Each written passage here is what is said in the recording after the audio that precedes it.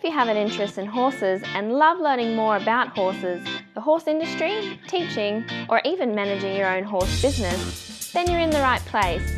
We would love you to join us on our mission, which is to improve the lives of horses around the world through the education of riders, handlers, and trainers. So get comfortable, listen in, and enjoy.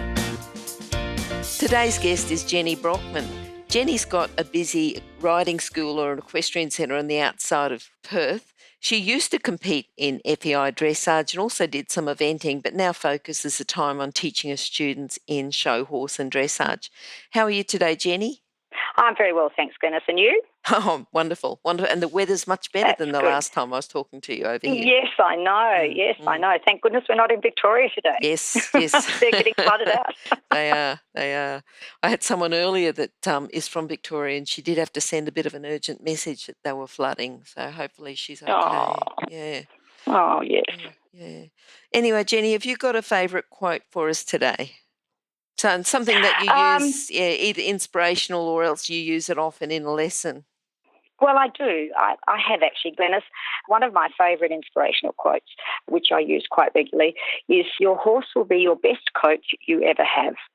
And I use this quite regularly. You can have level 3 coaches, you can have level 2 coaches, but your horse is going to tell you when it's going beautifully and when it's going softly and when it's happy and when it trusts you, then you know you're riding well. Yeah, so my greatest quote is, "Your horse will be your best coach you ever have."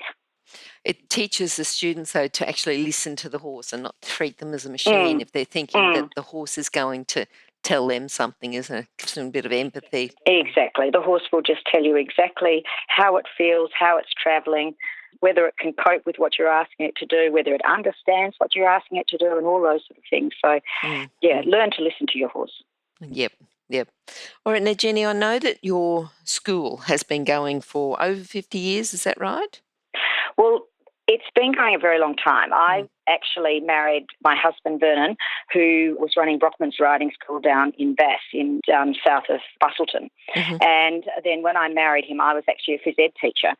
And then he became a racehorse trainer, and we moved to Perth, or moved just south of Perth. And I continued to teach phys ed for some time, and then bit by bit started getting involved in teaching lessons sort of after school and what have you, and then gradually sort of focused on more and more riding and less school teaching, until eventually it became a full-time business. And that's virtually how it eventuated. But they had a very old established riding school down south, which numerous people in Western Australia used to go to. I'd never have had the numbers that he used to have, but they used to have millions of kids. Yep. But in those days, of course, there wasn't the iPhone and the iPad, and there wasn't quite as much entertainment. So to go to a horse riding camp and to have lessons was, a big deal in those days. And he was a very, very successful show jumping rider, and he actually competed quite successfully over East as well. So then he became a course builder before he became a horse trainer.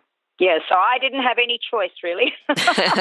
Good variety of skills, though, isn't it? It's a lot of the time we do go from one thing to another. Yeah. Exactly. Well, I must admit, the phys ed teaching has always held me in good stead for teaching people to ride anyway, because once you've established teaching skills, you've got them whatever phase of area you're going to teach in. It's knowing how to teach that's so important. Yeah. Well, you've got to have it's not just the teaching skills, it's the knowledge of horses too. But if you've had the knowledge, of course it is. Yeah. All right. Now, how did you get involved with horses? Well, originally I came from a little country town called Beverley. We had a farming property up there. My dad was a sheep and wheat farmer mainly, and we had a farm called Drumclar, which is a Scottish name, and my mother, who was a city girl and married a farmer in those days, couldn't wait to have horses on the property. She hadn't had a lot of opportunities to ever ride, so when she had 4 children, 3 daughters and 1 son, she was adamant that they were going to have the pleasures of riding that she missed out on as a young girl. So she bought us the trotter, and we duly fell off at the rock heap every day, and I think we spent more days in the emergency hospital at Beverley than anywhere else, but that's another story. And then she was an avid reader, Glenys, and she read and decided that if she was going to be living on this property in Beverley, she might as well start getting some ponies for her children and proper ponies. So she bought a few ponies. The first she actually bought for me as a pony was a pony stallion. Then, I'm just thinking you went from a trotter that you were falling off all the time, and now you've gone to a pony stallion. Yeah, pony stallion. It was quite an experience, I can guarantee, but just shows you how keen we were. Yep. She then learned more, and she finally got me the most beautiful pony called Coojin Greylight III, who I absolutely fell in love with. He was about 12 too, a little white grey pony from the Coojin stud, which was a very famous stud in those days. And there I just took to it like a duck to water and never looked back. Mm-hmm. My older sister was a very good rider, and also later on my younger sister also became an extremely good rider. And we sort of each had our own ponies, and then with the stallion that she bought me, she decided to keep him as a stallion and start a little pony stud. So that's how the Drumcry Pony Stud, which is very, very famous in Western Australia, and it has produced some outstanding ponies, even winning successfully on the East Coast and even being sold as far as New Zealand.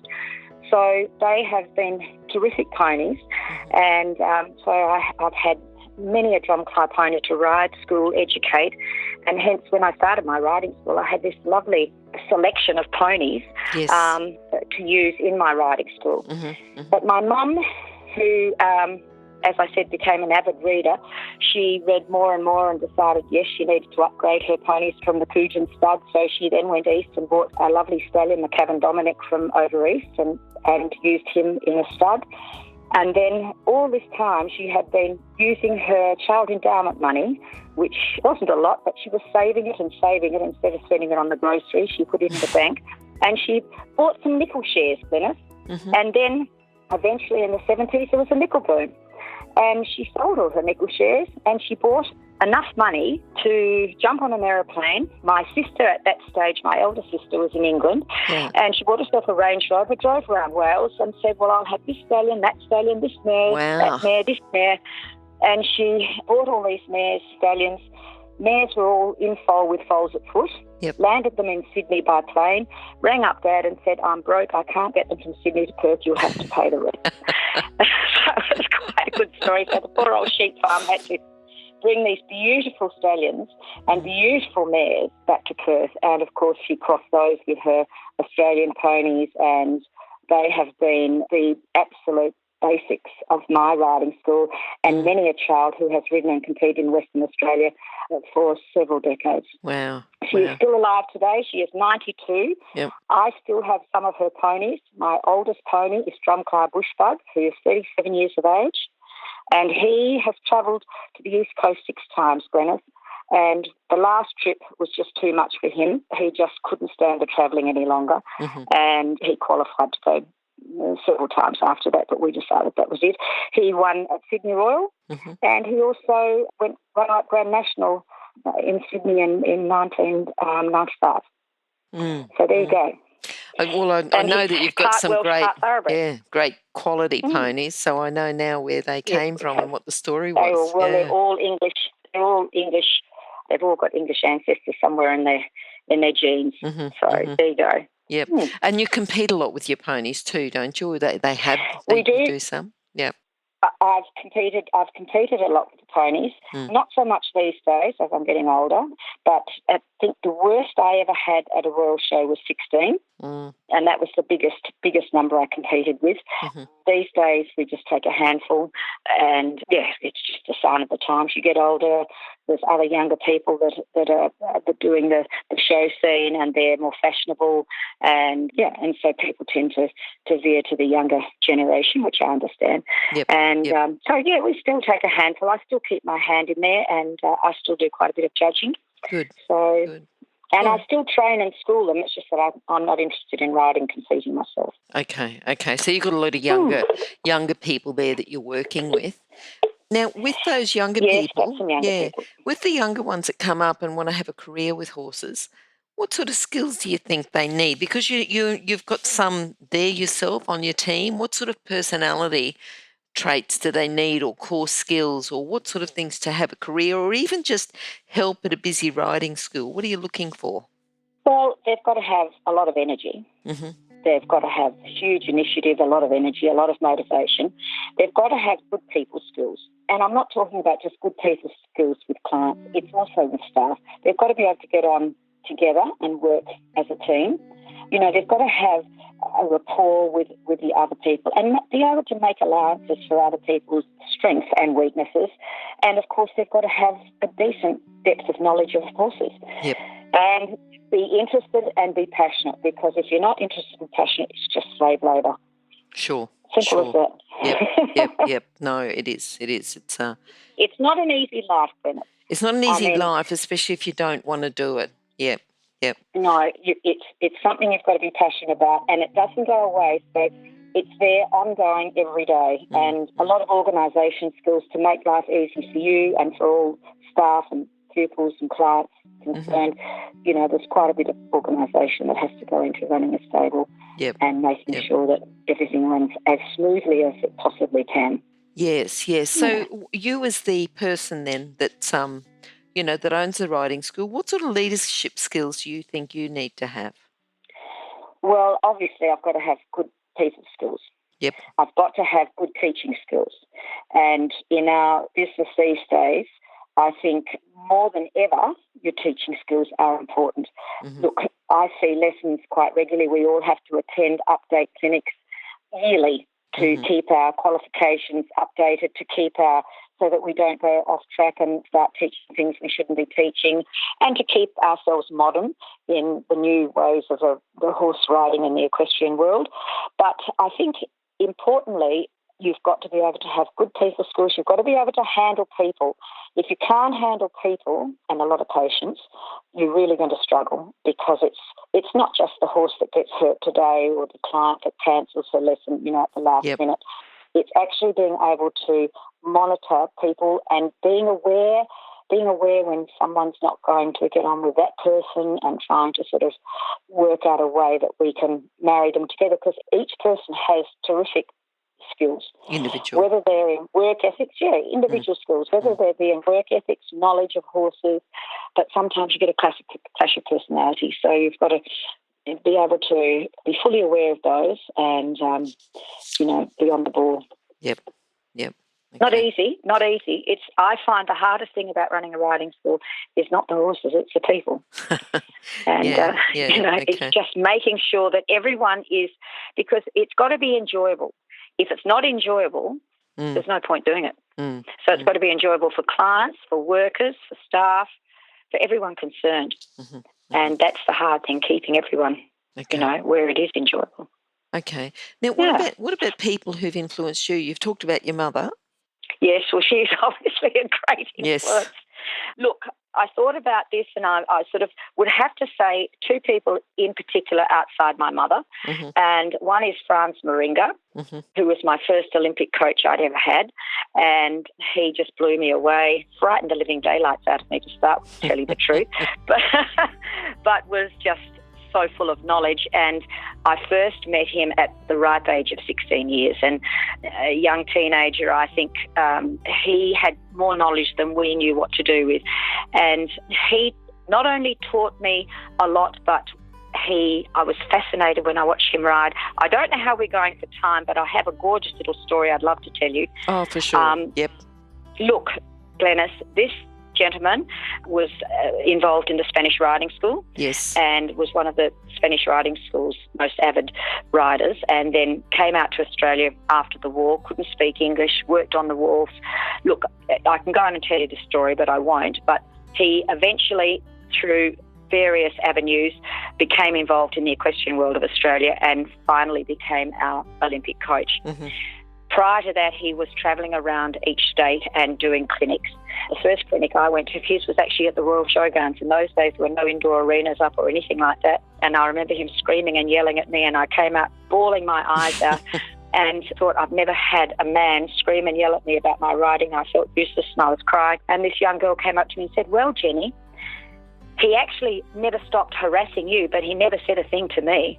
So I think he's interested in your riding."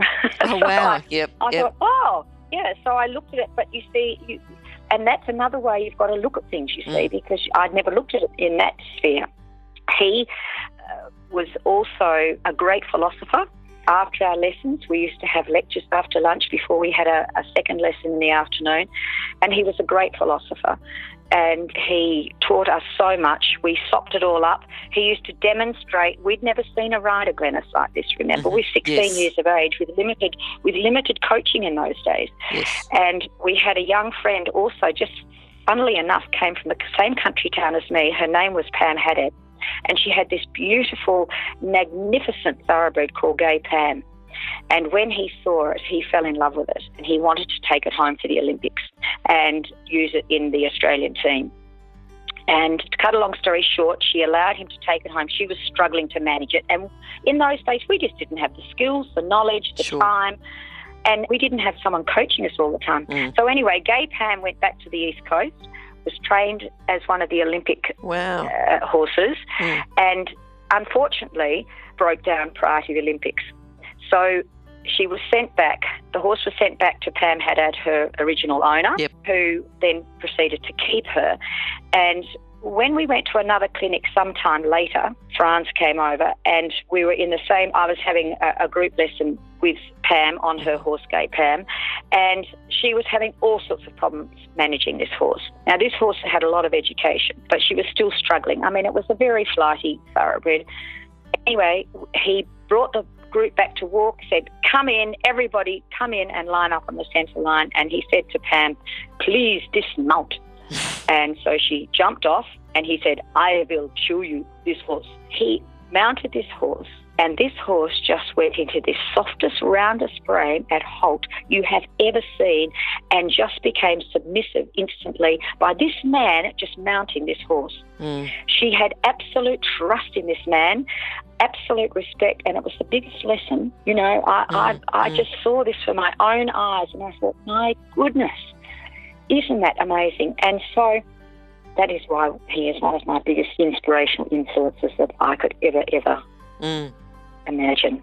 The other person is Mrs. Nadine Merriweather, who is a very famous woman over here and also a good friend of mine.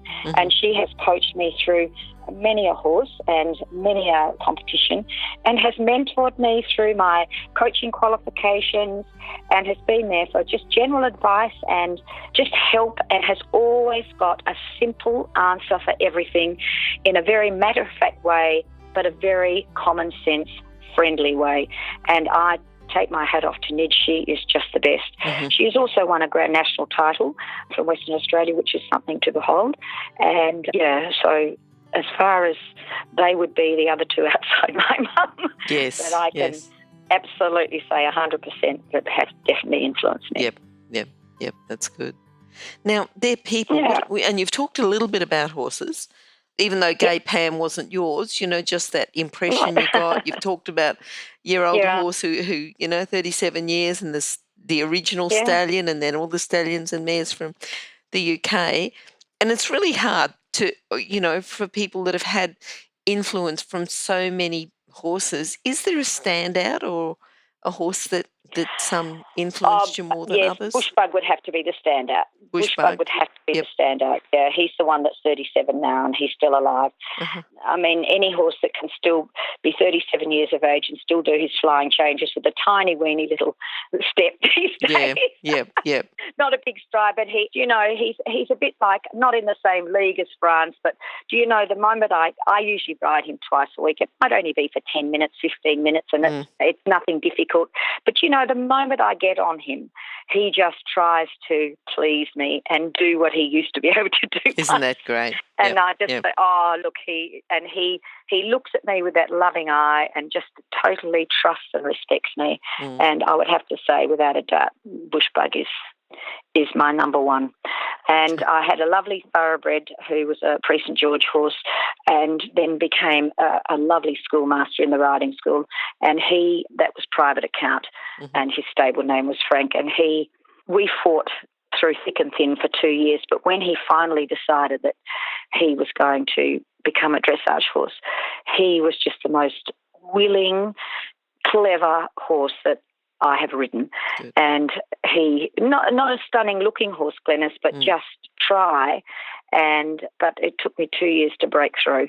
But then he used to follow me around the paddock. The kids used to climb all over him from the fences, and he just became an absolute angel. Mm-hmm. So he was, probably my number two. Yep.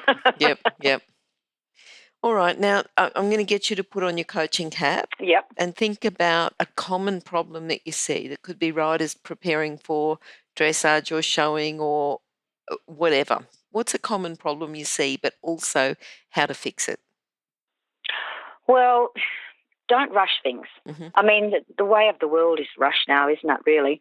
But just give them time to let them talk to you. I mean, every day they're going to ride differently. They're not going to ride the same 2 days running. And I think people have got to understand that. And, like, when I go out there and I see people starting prepare to do a test or prepare to go out into the show ring, I'm hoping that they're going to give their ponies or horses or whatever they're on time to just soften, relax, find their feet, get their mojo going, and not rush. But these days, it's being able to understand. It takes a long time to be able to understand that they need time to just adjust. I mean, I've had horses that get out of floats and, they start off stiff. Yes. Just from the float trip. And if people would just give them that little bit of time, that they'll perform to their absolute best. Horses are really willing animals on the whole, and they really want to please. So if you just give them that little bit of time to adjust to where they are, what they're doing, what you want them to do, and have a bit of empathy for them, bit of understanding, bit of empathy, and they'll give you as best as they're capable of doing. Yep. But that comes with knowledge too, Glenys, and time and patience. And I see a lot of people, tying horses down and I, trying to get them into a frame when they're not ready or they're not strong enough. And yes, they are successful, but a couple of years later, where are the horses? Yeah. They're gone. Yeah. They don't last. So, but the way of the world seems to be rush these days for whatever reason. Oh, hang on a sec. Let me interrupt to let people know about the horse industry qualifications at onlinehorsecollege.com. If you have a look at the flexible options, there's online theory with practical components that can be completed by video or with a qualified expert in your area. That website again is onlinehorsecollege.com. Thanks.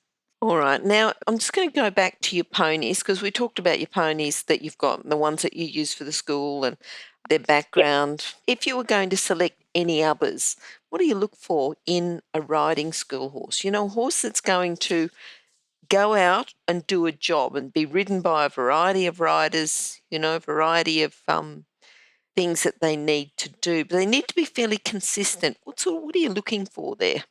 Well, Glenys, number one, you've got to have temperament. Some horses just aren't suitable to have different riders on their backs. Yep. So, some horses just are one-on-one. You've got to go for the more experienced horses. If you're going to buy young horses for riding schools, it's a long-term project. You can't put them into the riding school for many, many years. Well, I wouldn't personally anyway. My horses that go into riding school have all been ridden by experienced riders for several years, depending on their nature. Yep. They have competed at royal show level. I don't care if they don't do any good. That doesn't bother me. It's just the fact that they go out and they become more worldly. They grow up 5 years after having been for a royal show and coping with the atmosphere of a royal show. So every horse that I own that goes into a riding school must compete at a royal show, whether it goes in, round and out, whether it goes in a breeding class or whatever, it's got to go for the atmosphere just to see if it's going to make that cut to be a riding school horse. Okay. I've had a couple that have been failed police horses that have been super duper riding school horses. They haven't been able to cope enough with what the police put on them, the pressure they have to have there, but they're more than capable of doing a riding school career. So, but most of the ponies have come from my mother's stud. Yes. Or a progeny of that stud, and they have the most outstanding temperaments you could ever imagine. But again, they've all got to be schooled and educated. They have to go through their primary school years, they have to go through their secondary school years, and they have to go to university, and then they have to go out in the workforce for a while before they're allowed to come in. Yep. Because remember, they are our best coach. So if you want to put them in as coaches into your riding school, and I ride them, or one of my 3 competitive riders will get on them at least once a week just to rebuild their confidence and keep them on track.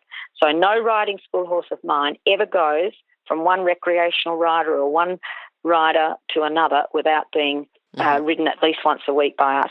And that's why they all last and go along. And if you have a look at my website, you'll see how old they are. Some of them are ancient, but they just keep trucking around and keep teaching kids to ride and keep teaching adults to ride and so forth. So that, I reckon, is the absolute most important thing, is just re-establishing their confidence, re-establishing their balance and their trust in being ridden. Now, you've got a few. How many have you got at the moment?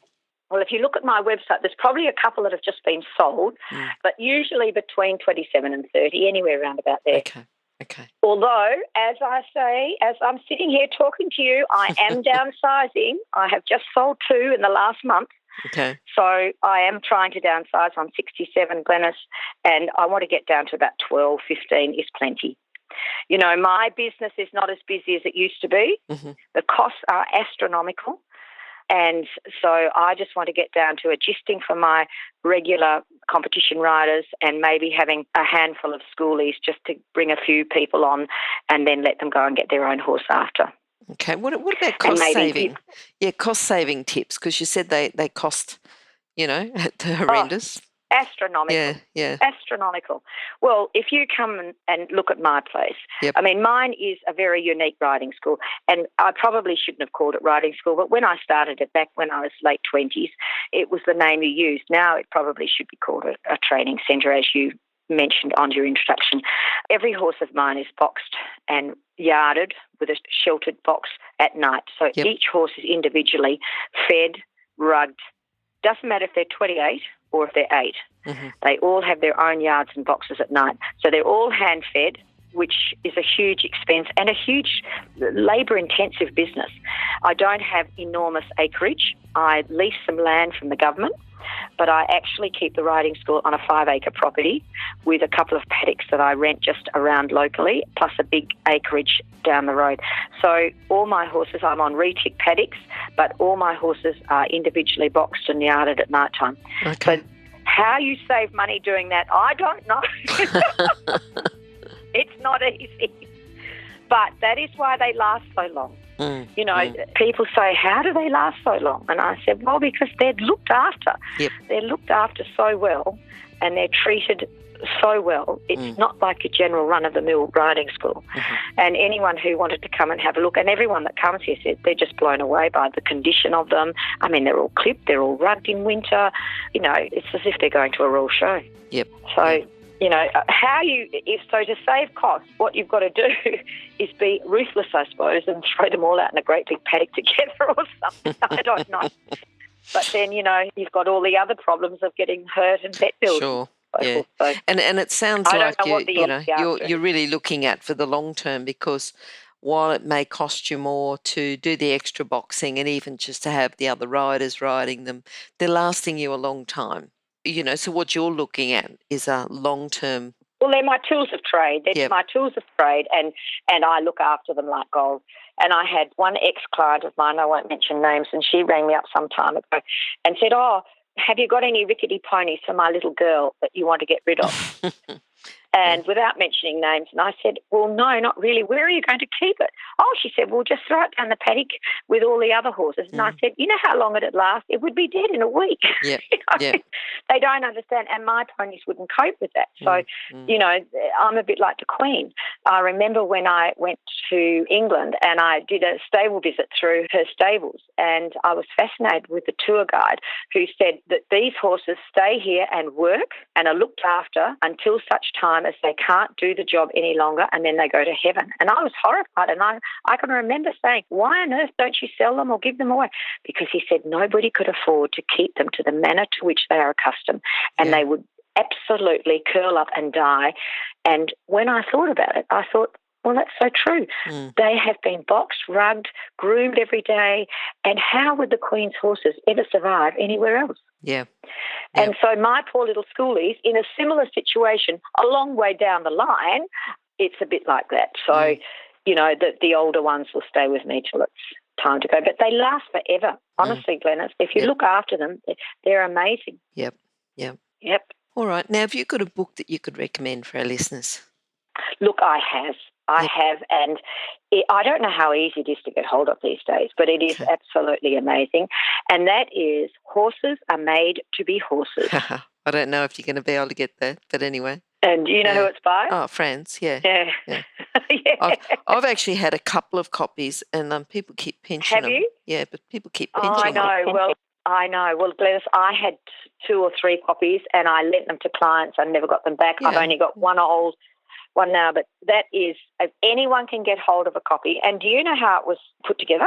Can I tell you a little quick story if you don't? Yeah, no, tell me. I know that it was after he died. Someone might have already done it on your interview, so I don't want to bore you. No, you tell me. But what happened was, in the old days when we had our clinics with him, he used to do these lectures after lunch, you see. Mm-hmm. And, of course, we were like sponges. We just sopped up his knowledge. Mm. So we used to take these files along and just scribble down pages and pages of notes because we'd never heard anything like this before. Yep.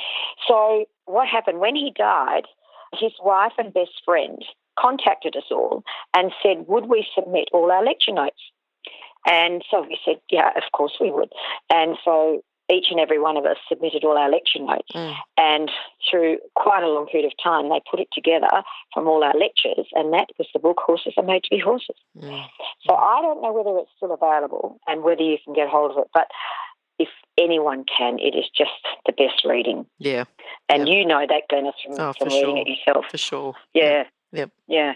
But that's sort of showing my age. All right, Jenny. Now, tell me what you're looking forward to. You've got horses now. You've got riders that are showing and competing. Just tell me what your plans are. I've sort of had to get a little bit of new stock in, mm-hmm. and seeing obviously my mother doesn't breed anymore because we actually in the end had to remove the final ponies from her stud, and my sisters and I, my younger sister Dinah, who was an eventing rider, and she actually represented Australia in South Africa in the Inter-Pacific Games many, many years ago, mm-hmm. and my older sister Felicity Perry, who all of us are level 2 general coaches, mm-hmm. we actually physically had to remove these ponies from the Brockman stud. Yeah, but Mum at 92 still lives on the farm. Mm-hmm. She lives at the stud with my brother, who virtually is her carer now, but she's still got her wits about. She would tell you the most beautiful stories about her ponies, and, it's just her body is, her body is 92 years old. The brain is still terrific. Sure. But, yeah, so now I've moved on and I've bought some German riding ponies. Okay. I bought a young 2-year-old colt from Melbourne, and then I bought a stallion, a 7-year-old stallion. I have since gelded them because obviously in my environment, stallions, not that they probably would have been a lot of trouble, but you can't have them in a riding school. Mm. It's just too hard and too dangerous. So they were both gelded in Melbourne and stayed and were registered there for some time until they recovered, and then they were brought over here, and they were the start of my German riding ponies. They're both by the most beautiful riding pony stallion who now is deceased, and that is Don Folino, who was imported by Christy Jarvis from Western Australia. Okay. And she has the lovely dynamic stallions, German riding ponies.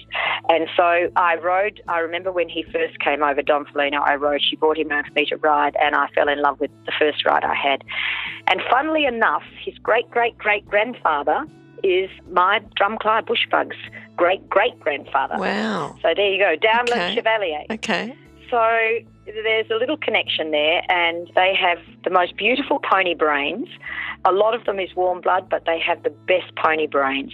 And I think, given time, and they're only new in the country at the moment, but I think they are going to suit so many teenagers, small adults, people who don't want big horses, mm-hmm. and they do everything, Glenys. Yeah. So I'm the biggest fan you'll ever find of Australian ponies, Welshies, Park Welshies, mm-hmm. but they've also sold me on these German riding ponies. So I have quietly snuck a few into the to the stables here, and one has just lightly started competing this year, and one actually won 2 classes at the Royal Show this year and went supreme part Welsh exhibit in hand. Yep. His name is, his breeding name is slightly different. His show name is Jiminy Cricket, but his breeding name is Don Giello.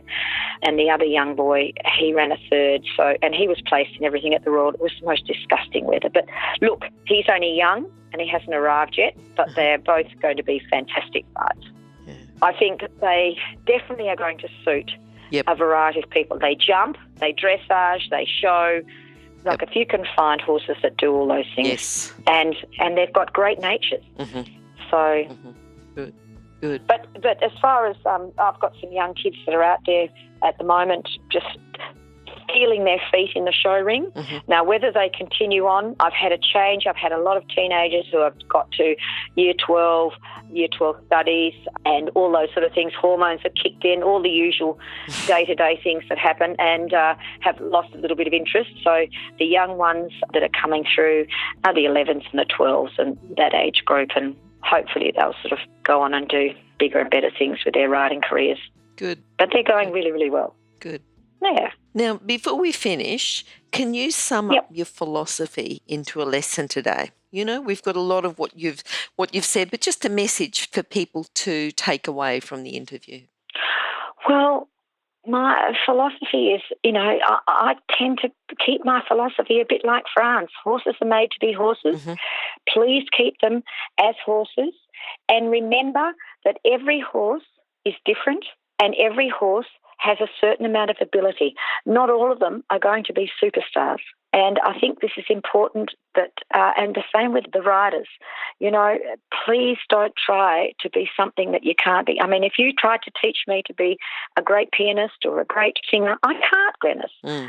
But just to remember what your horse is capable of doing and don't push it over the limit, because I think that's when they start to stress, and don't push them too early. And give them time and let them tell you when they're ready for the next step. Okay. And I don't think you can go wrong then. Yep. I honestly don't. Yep. Okay. All right, then how can people contact you then, Jenny? Well, 2 ways are most popular, either through my website, www.brockmansridingschool.com.au, or alternatively, they're most welcome to phone me on 041 777 0312 or send me a text, or I'm also on Facebook. Okay. And is that Jenny Brockman? Jenny Brockman. On Facebook? Yep. Okay. Yep. All right then. That sounds great, Jenny. Yeah. Yeah, so any of those, Glenys, and hopefully I've been of some help to someone out there. Oh, I'm sure. And no, it's good. It's great just even reinforcing that. And I think some of your philosophy, some of the things that you've said, very inspiring. Yeah, and some good stories there too. Yeah. It was good. Yeah. Common sense. Common sense is number 1, isn't it? Okay. Thanks very much, Glenys. Thank you. Bye. All the best. Bye-bye. Oh, wait. Before you go, if you're an equestrian coach or a horse riding instructor, or even if you aspire to be one, have a look at the free video series for horse riding instructors on the Horse Chats website. Go there now. Have a look. horsechats.com. Remember that our comments and instructions are general in nature and do not take into consideration your individual horses or your individual ability and circumstances. If you enjoyed this podcast, then please leave your comment below.